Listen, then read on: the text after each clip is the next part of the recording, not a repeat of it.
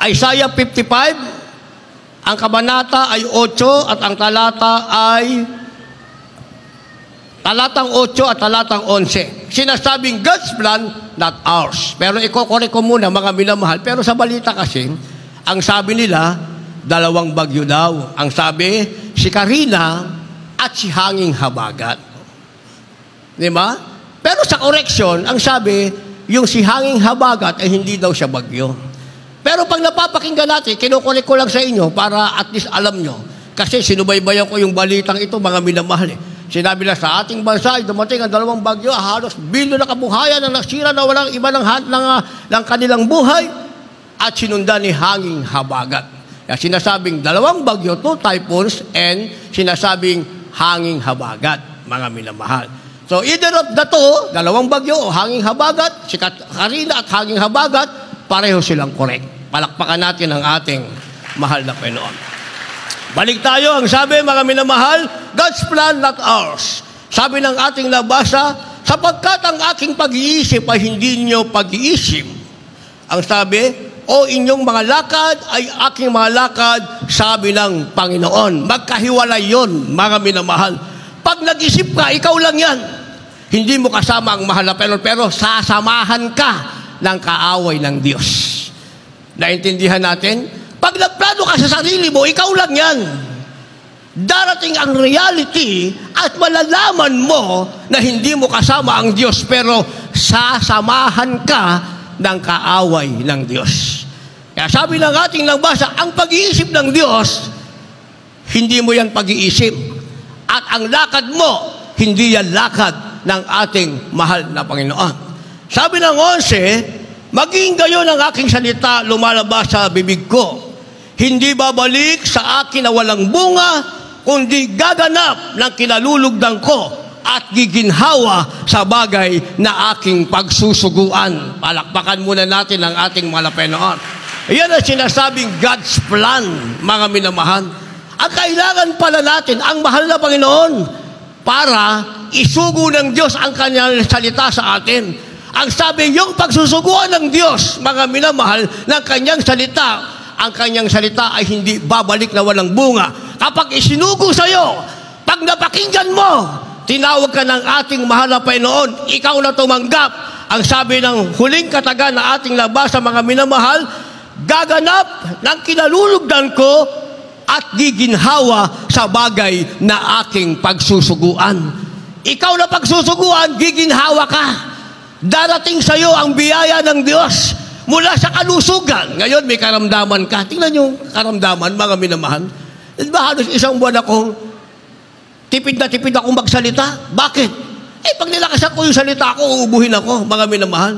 Pati doon sa pwesto namin, piping-pipi yung aking boses kasi pag nilakasan ko, naubos yung aking lakas. O pagdating ko rito, mag-exert ako ng giving, mag-praise, wala na akong salita.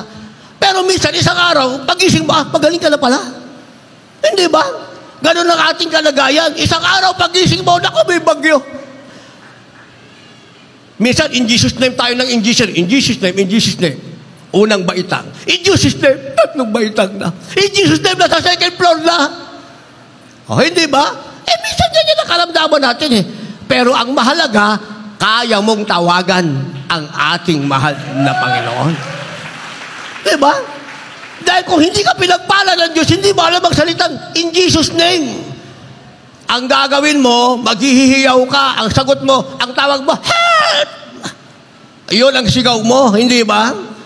At tapos, pagdating mo sa evacuation center, walang pagkain, mainit ang ulo mo. Pag nasa mahal na Panginoon ka, ang plano ng Diyos ang nasa iyo, di nasa evacuation center ka, in Jesus' name ka pa rin. Dahil kaya in Jesus' name mo, may dumating na rescue. May dumating na pagkain. Ano ang laman? Skinless at saka embutido, itlog na nilaga. Okay, diba? May kabuluhan yung ating pag in Jesus' name, mga minamahal. Sa'yo yan. Sabi ng ating nabasa, ito daw ay plano ng Diyos at hindi sa'yo. Ang plano ng Diyos, pag sinugo niya ang salita niya sa'yo, tinanggap mo yan. Wala ka ng plano, pinababayaan mo ang Diyos ang magplano sa buhay mo. Ang sabi, ikaw ay giginhawa. Palakpakan muna natin ang ating mahal na Panginoon. Kaya merong sinasabing better than plan. Better than plan, ang ibig sabihin, mas mahusay kaysa sa plano. Kasi tayo, magpaplano tayo, ang tanong, mahusay ba yan? Pabayaan natin ng Diyos ang manguna sa buhay natin para maging mas mahusay ang buhay natin kaysa sa sarili nating plano. Naintindihan natin yon. Kasi tayo nga, plano tayo ng plano, isip tayo ng isip eh. So, pagkapating ko ng grade 11, malapit na ako sa grade 12, mag-girlfriend na ako nito. Bahala na si Brother Louie. Kung malaman niyang may girlfriend ako, wala. Pag sinuspindi ko, dito, plano mo yan. Hindi ko problema yan. Plano niya yan. Hindi ko yan problema eh. Hindi ba? Basta ang alam ko, ako, naghahanda ako sa pagbabalik ng Diyos. Plano ko yun. Plano yun ang mahal na Panginoon. Hintayin mong bumalik ang ating mahal na Panginoon. Ewan ko sa inyo kung paano kayo magplano, mga minamahal. Kaya merong sinasabing better than plan. Ang ibig sabihin, mas mahusay kaysa sa plano. Ano yung mas mahusay? Pabayaan mo ang Diyos ang gumawa ng plano ng buhay mo. Basa. Dito po sa aklat ng Efeso Kapitulo 5, ang mga talata po ay 17, balik sa 15 at 16, talon sa 18. 17. Kaya huwag kayong maging mga mangmang, kundi unawain ninyo kung ano ang kalooban ng Panginoon. 15 at 16. Mag-ingat nga kayong lubos kung paano kayo lumalakad. Huwag gaya ng mga mangmang, kundi gaya ng marurunong, na inyong samantalahin ang panahon sapagkat ang mga araw ay masasama. 18. At huwag kayong magsipaglasing ng alak na kinaruruunan ng kaguluhan, kundi kayo'y mga puspos ng Espiritu. Amen. Palakpakan natin ang ating mahal na Panginoon. Yung malakas na palakpak. Kasi isang versikulo na lang naiiwan sa atin. Lahat magsabi ng praise the Lord. Ulitin natin, lahat magsabi ng praise the Lord. Yung ang plano ibinibigay sa Diyos, magsabi ng praise the Lord. Siguraduhin nyo, ang plano nyo, ibinibigay nyo sa Panginoon. Kaya may sinasabing better than plan, ang ibig sabihin niya, mas mahusay kaysa sa plano. Ano daw ang mas mahusay? Sabi ng Ephesians chapter 5, verse 17, ito ang mas mahusay kaysa sa ating plano. Ang sabi ng 17, huwag kayong maging mangmang, kundi inuwain ninyo kung ano ang kalooban ng Panginoon. Mas mabuti yan, di ba? Mas mahusay yan. Kahit nasa iyo ang lahat ng parangal, sabihin natin, summa cum laude ka, mula nang ikaw ay elementary, high school, hanggang college. Kung hindi ka naman sumama sa Panginoon, sumama ka sa kaaway, walang kwentang pagiging summa cum laude mo. Walang kwenta. Bakit sumama ka sa kaaway eh? Kasi ang mas mabuti, ang sabi rito mga minamahal, huwag daw tayong maging mangmang, unawain natin kung ano ang kalooban ng Panginoon. Pag inunawa natin kung ano ang kalooban ng Panginoon, mas mabuti yan kaysa sa plano natin, summa cum laude na tayo, sumama pa tayo sa mahal na Panginoon. Mas maganda yan, mga minamahal. Ang sabi ng verse 15, mag-ingat nga kayong lubos kung paano kayo lumalakad. Huwag gaya ng mga mangmang, kundi gaya ng marurunong. Mas mabuti daw ito. Kung lalakad ka, huwag kang lumakad sa kamangmangan. Ano ba yung sinasabing paglakad sa kamangmangan? Ibig sabihin, namumuhay ka ng ayon sa sanlibutan. Ang tawag dyan ay paglakad sa kamangmangan. Kahalayan. Ang tawag dyan, mga minamahal, ay paglakad sa kamangmangan. Kasakiman. Ang tawag dyan ay paglakad sa kamangmangan. Ang sabi, huwag kang lumakad na mangmang. Lumakad ka gaya ng marunong, mas mabuti yan, mas maganda yan, kesa sa maling lakad na gagawin mo. Lakasan nyo palakpak nyo, kasi umuulan. Verse 16, ang sabi, na inyong samantalahin ang panahon sapagkat ang mga araw ay masama. Mas mabuti ito. Samantalahin mo ang panahon. Anong panahon ang sasamantalahin natin, mga minamahal? Si Brother Louie, palagi wala dito yan. Hindi naman tayo makikita niyan eh. Hindi ba? Ngayon palagi na ako nandito. Hindi na tayo maghihiwalay. Tuwing linggo dito na ako. Miss na miss ko na kayo eh. Lagi tayo magkikita ngayon. Hindi ba? malalaman ko wala naka-duty sa CR, walang naglagay ng doormat, lahat makikita ko eh. Pinagpala tayo ng malapit. Ewan ko, ako sabihin ko, pinagpala ako.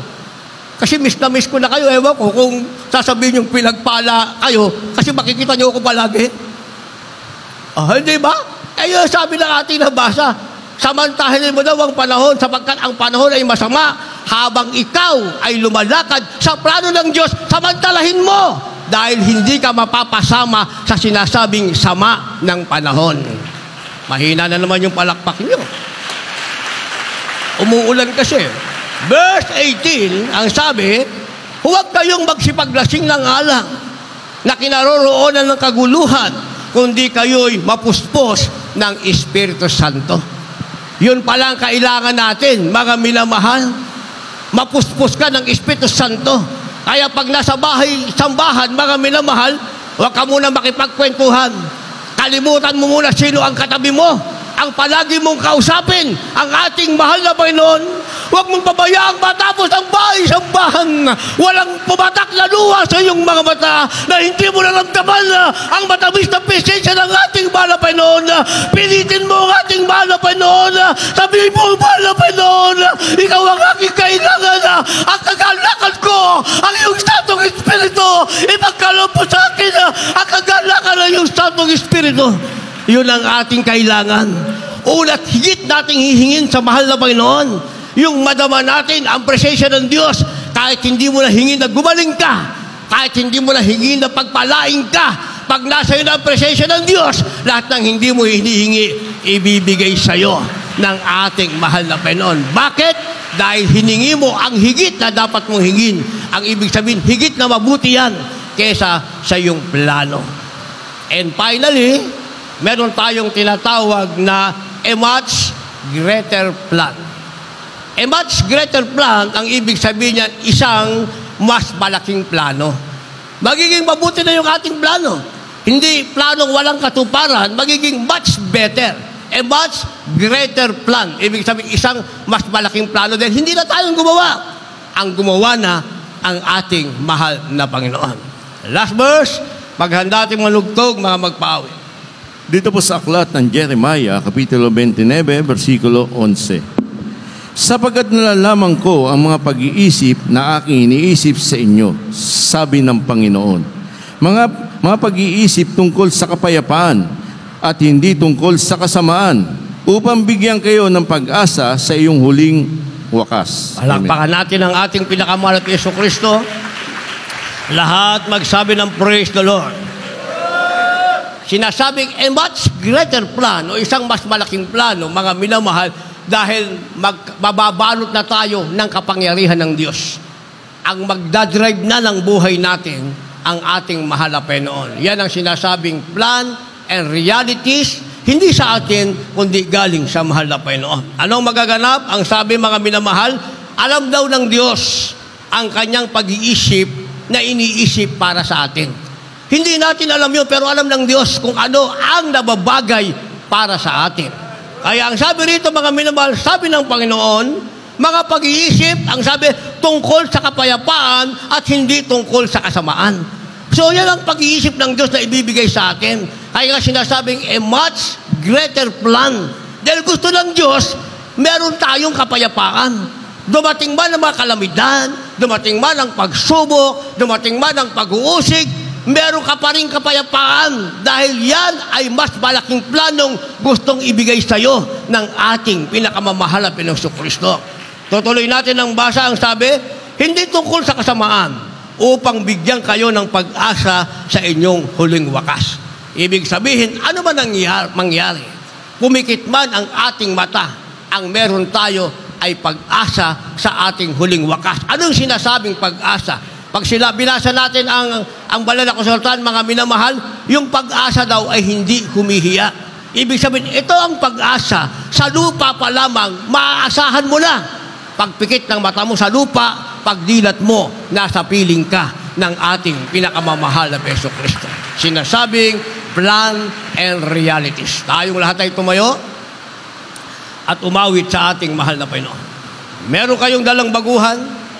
Gusto ba nila na ang Diyos ang magplano ng kanilang buhay? para meron silang kapayapaan. Sa huling wakas, meron silang pag-asa. Ano man ang dumating, nakahirapan pa sa salibutan, mananatiling ang plano ng Diyos ay may kaganapan, sinasabing kasaganahan at buhay. Dalhin niyo sila sa harapan. Hihintayin natin sila.